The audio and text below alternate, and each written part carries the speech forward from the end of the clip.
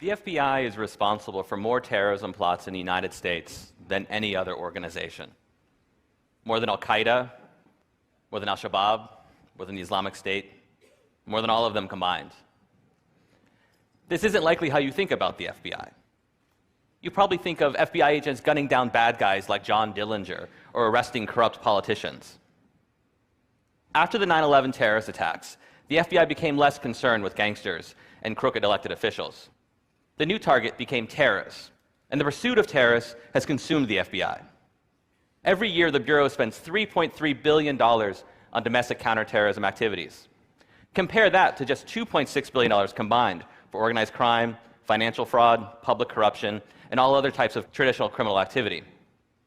I've spent years poring through the case files of terrorism prosecutions in the United States, and I've come to the conclusion that the FBI is much better at creating terrorists than it is at catching terrorists. In the 14 years since 9/11, you can count about 6 real terrorist attacks in the United States. These include the Boston Marathon bombings in 2013, as well as failed attacks, such as the time a man named Fajr Shahzad tried to deliver a car bomb to Times Square. In those same 14 years, the Bureau, however, has bragged about how it's foiled dozens of terrorism plots. In all, the FBI has arrested more than 175 people in aggressive undercover counterterrorism stings. These operations, which are usually led by an informant, provide the means and opportunity, and sometimes even the idea, for mentally ill and economically desperate people to become what we now term terrorists. After 9/11, the FBI was given an edict. Never again. Never another attack on American soil. FBI agents were told to find terrorists before they strike. To do this, agents recruited a network of more than 15,000 informants nationwide, all looking for anyone who might be dangerous. An informant can earn $100,000 or more for every terrorism case they bring to the FBI. That's right, the FBI is paying mostly criminals and con men 6 figures to spy on communities in the United States, but mostly Muslim American communities. These informants nab people like Abu Khalid Abdul Latif and Wali Mujahid. Both are mentally ill. Abdul Latif had a history of huffing gasoline and attempting suicide. Mujahid had schizoaffective disorder. He had trouble distinguishing between reality and fantasy. In 2012, the FBI arrested these 2 men for conspiring to attack a military recruiting station outside Seattle with weapons provided, of course, by the FBI. The FBI's informant was Robert Childs, a convicted rapist and child molester who was paid $90,000 for his work on the case. This isn't an outlier. In 2009, an FBI informant who had fled Pakistan on murder charges led 4 men in a plot to bomb synagogues in the Bronx.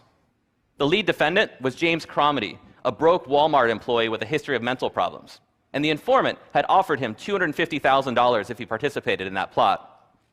There are many more examples. Today, The Intercept published my new story about a counterterrorism sting in Tampa involving Sami Osmakash, a young man who was living near Tampa, Florida. Osmakash also had schizoaffective disorder. He too was broke, and he had no connections to international terrorist groups. Nonetheless, an FBI informant gave him a job, handed him money, introduced him to an undercover agent posing as a terrorist, and lured him in a plot to bomb an Irish bar. But here's what's interesting. The lead undercover agent, you can see him in this picture with his face blurred, would go back to the Tampa field office with his recording equipment on. Behind closed doors, FBI agents admitted that what they were doing was farcical.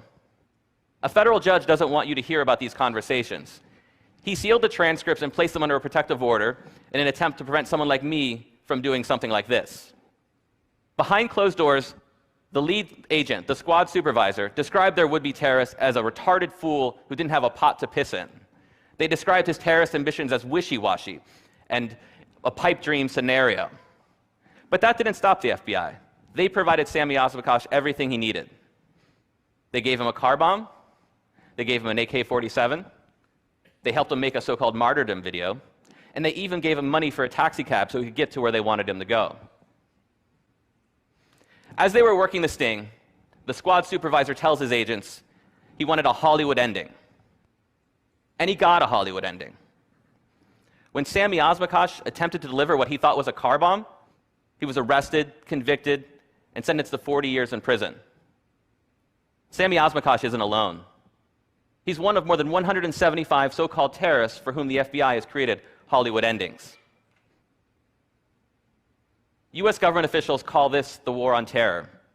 It's really just theater, a national security theater, with mentally ill men like Sami Osmakash, unwitting actors in a carefully choreographed production brought to you by the FBI. Thank you.